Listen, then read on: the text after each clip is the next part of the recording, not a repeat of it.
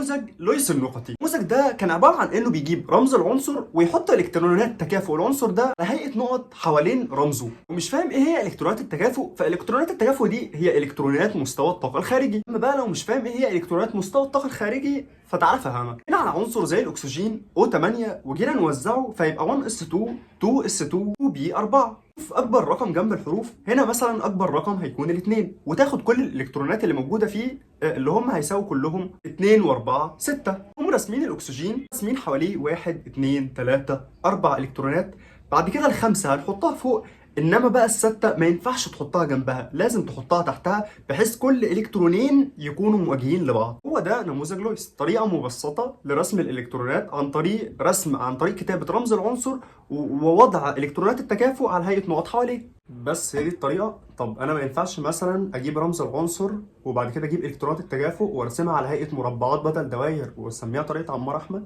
لا يا خفيف. نثبت شويه قواعد هتساعدنا في فهم نموذج لويس اكتر. لازم تعرفها ان اي رابطه موجوده في اي جزيء فالرابطه دي عباره عن الكترونين، الكترون جاي من عنصر والكترون جاي من عنصر تاني. يعني مثلا الرابطه اللي ما بين الاتش والاو في الميه اللي هو H2O، الرابطه دي عباره عن الكترونه جايه من الاتش والكترونه جايه من الاو. عارف ان الكربون بيعمل 4 روابط كانوا بالشكل البسيط ده او بالشكل ده او حتى بالشكل ده. عارف ان النيتروجين بيعمل 3 روابط سواء بالشكل ده او بالشكل ده او حتى بالشكل ده. عارف ان الهيدروجين بيعمل رابطه واحده بس، الاكسجين بيعمل رابطتين. هو بقى كان بيعمل الرابطتين بالشكل ده او بالشكل ده. اللي انا قلت ورا ده انت ممكن تكون فهمت منه 30% بس، صدقني انا مش محتاج اكتر من ان انت تكون فهمت 20% منه. نرجع بقى لنموذج لويس تاني. نموذج لويس مش بس بيصف العناصر، لا ده بيوصف الجزيئات كمان. مثلا لو جينا لعنصر النيتروجين وجزيء النشادر، عايزين نرسم عنصر النيتروجين ده بنموذج لويس، حاجه هنكتب رمز العنصر N.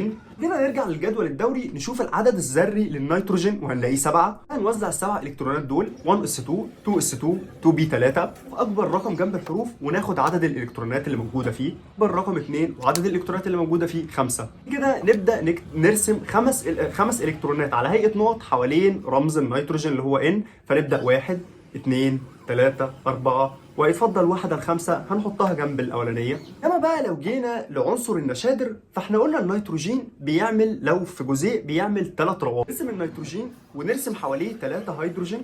كل هيدروجينه بيكون فيها الكترونه واحده بس، يبقى 1 2 3. نيتروجين احنا من شويه قلنا ان فيه 5 الكترونات، يلا نوزعهم. بكده بكل بساطه نعمل ال3 روابط اللي موجودين في النيتروجين 1 2 3. وبصينا بناء للقواعد اللي احنا قلناها من شويه ان الهيدروجين بيعمل رابطه واحده بس، ادي كل هيدروجينه فيهم عملت رابطه واحده بس، بينما النيتروجين عمل 3 روابط بالشكل ده. بقى لويس ما سكتش وقال لك ان اي زوج الكترونات مسؤول على انه يكون رابطه هسميه زوج ارتباط. ما هو مسؤول عن رابطه فهسميه زوج ارتباط، انما اي زوج الكترونات موجود زي قلته هيسميه زوج حر. حاسس ان لويس ده ما عملش حاجه غير انه جاب الحاجات المفهومه وحط لها مصطلحات مش اكتر. ندي مثال تاني بحاجه معروفه مثلا زي الميه H2O. اول حاجه نرسم رمز الاكسجين، نفتح الجدول الدوري نشوف عدد الكترونات الاكسجين او بالاصح عددها الذري. نبدا نوزع 1s2 2s2 2b4. الاكسجين عايز 6 الكترونات، نوزع ال6 الكترونات حوالين الاكسجين، نحط الاثنين هيدروجين كل هيدروجين فيهم معاها الكترونه واحده بس، نوصل الرابط. على الشكل اللي قدامي ده انا ممكن استنتج ان كل جزيء ميه موجود فيه 2 زوج ارتباط و2 زوج حر. ده الامتحان جاب لك شكل تاني كده اللي هو المفروض بقى هو كده صعبها عليك. نراجع القواعد اللي احنا قلناها ان النيتروجين بيعمل 3 روابط زي ما انت شايف هنا، الكربون بيعمل 4 روابط زي ما انت شايف برضو هنا، انما الهيدروجين بيعمل رابطه واحده. انا ممكن اقول لك دلوقتي ان النيتروجين انت عارف كده كده ان هو بيكون فيه 2 زوج الكترونات حره، بينما مثلا الهيدروجين ما بيكونش فيه والكربون ما بيكونش فيه. لكن لا، احنا عايزين نثبت قاعده نمشي عليها على طول. القاعده اللي انت هتمشي عليها انت هتاخد كل عنصر موجود قدامك وتوزعه. توزع النيتروجين مثلا 1s2 2s2 2b3 وتشوف اي رقم بعد 2 وتعد عدد الالكترونات اللي موجوده فوقيهم، هتلاقي 2 و3 5.